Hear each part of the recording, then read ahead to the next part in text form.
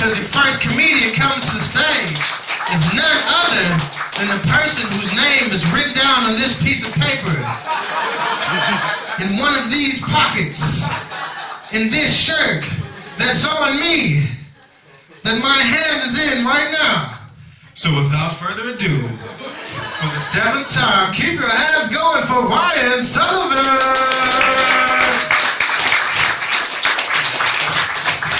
How we doing tonight? Big news for me. Just put on a clean pair of jeans for the first time in a month. Women, ask any guy. If you guys weren't around, we would wash them once every 2 weeks at best. Like, if there's not blood or cum on them, we don't really give a shit. I really don't. I hate yawning. I love it, but I hate it. It's kind of like my dad. There's no reason or explanation for it. I haven't Googled that, but I assume there isn't. I made it up for a joke. Why does it only happen when you're tired? You know, it's like when God was allegedly designing us. It's like he was talking to his human engineer, and he goes, what should we do to let the body know it's tired?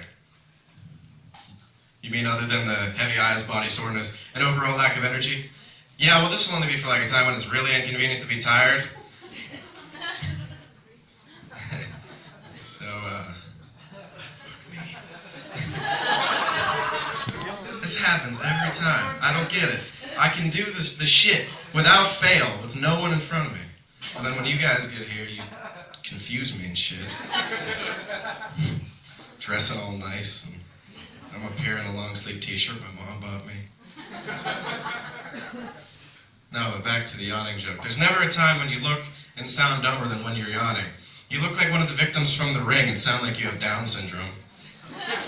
What's even worse is when you're trying to contain a yawn by covering your mouth and you just end up looking like you're going to deep throat a cock. You're just like... I'm yawning, I promise. I don't like dick that much. What do you think the first guy that ever yawned did? You think he went to a doctor? Wouldn't you? If you just were walking around your house and you started going all Terry Schiavo on us, you'd be concerned too. That'd be a fun conversation to have with him. What seems to be the problem? Can you explain that one? I can't say that I've ever seen that. Oh my God, it's contagious.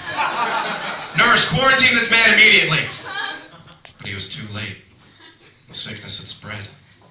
And that's the story of why you all yawn today. I think. So I've been working out recently, as you can probably tell. And as incredible as I look now, I have to say, I used to be a bit of a porker. In kindergarten, there was a kid that used to call me celery, you know, like the vegetable. And I always thought it was because my last name's Sullivan, and he didn't really know how to pronounce the nickname Sully. This was a kid that used to drink the ink out of gel pens, so my assumption is justified. But as I got older, I realized he wasn't retarded. He was just trying to get me to eat celery, because I was fat. He was probably thinking like, Jesus Christ, Ryan, you look like Andy Milonakis. You have the biggest tits in this classroom. Which, in my defense, wasn't saying much because none of the girls had developed. It was kindergarten. And the teacher had breast cancer. May God rest her soul.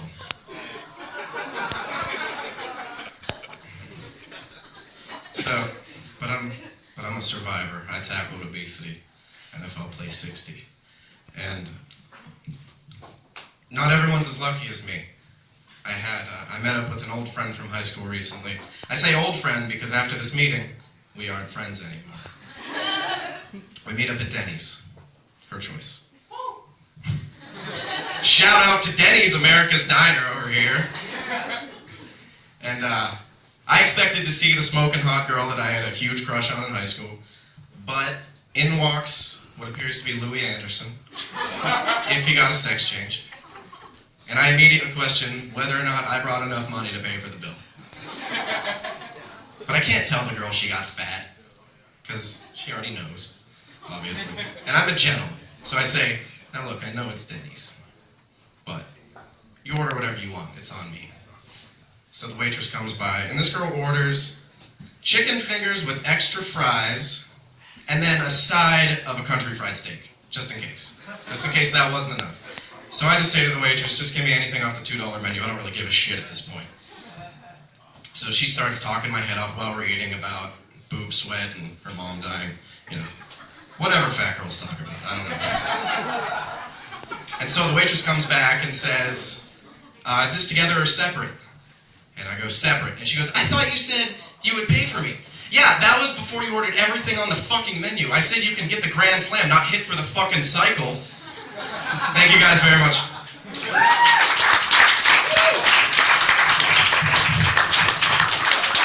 Oh yeah, keep it going.